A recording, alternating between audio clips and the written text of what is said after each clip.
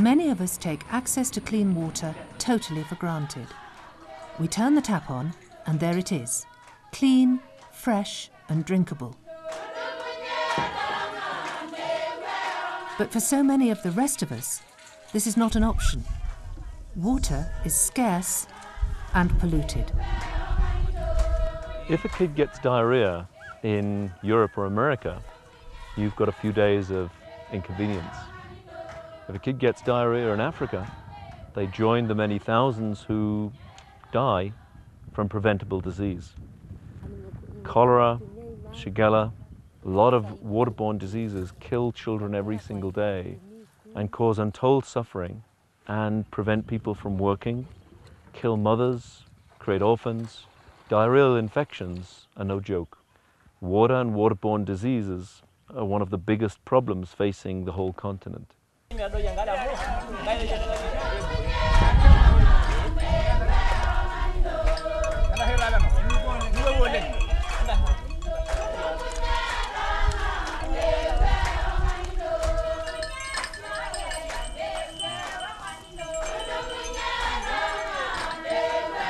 There are thousands of water holes like this across the sub-Sahara. This is the only water that the tribespeople use to live from. But it's also the only water for all of their live animals and all of their wildlife. Unless you can protect the water and provide safe access for the wild animals and for the domestic livestock, the water will be heavily contaminated. At a very low cost, you're able to protect water by fencing it and by decontaminating it. And that's an important program that we're developing in 2010 across rural sub-Saharan savanna affected by the drought. The water source behind me is actually for this, for the Singereni community, for the Maasai people and for their animals, whereby the people get this water and drink this water and cook with this water and wash even their clothes with. But actually it is not good for the people to use the same water with animals in the same source of water. I feel that the community around here suffers so much out of water shortages, and the sources of water is not clean for their health.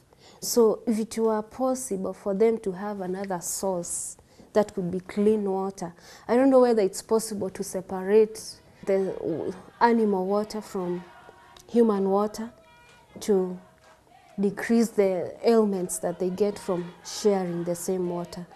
If it could be possible, it could be of much help to the community around here. But there is also a simple way to purify water that costs little and has the potential to save thousands of lives.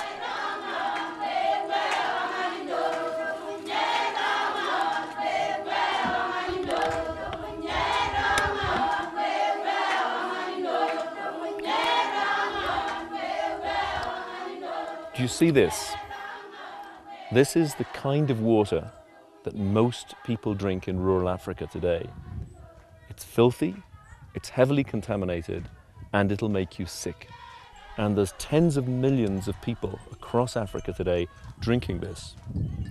Now, science has come up with a solution, and the solution is just this: a plastic water bottle.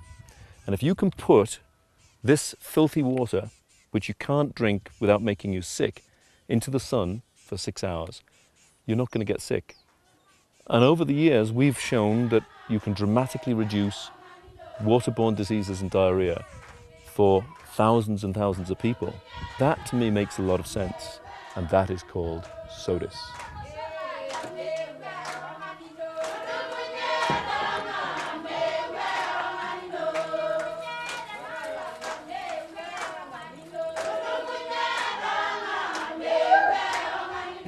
Sisi huwa tunachota maji Lumumba, tunakuja naye na mtungi, alafu sasa ndio naigawa ya kunywa, naweka ndani ya chupa, alafu naianika hapa. They've become used to disinfecting water under the solar. Now they are clear on that system. it has been of much difference, because you see diarrhea cases now have reduced than before.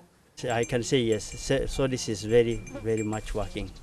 When you're dealing with Africa, with all the problems that are facing the water and the water shortage, this is a major solution to a lot of suffering. And we need to get more and more people involved in using Sodis around the world. And you can help. Simple solution, simple bottle, simple problem.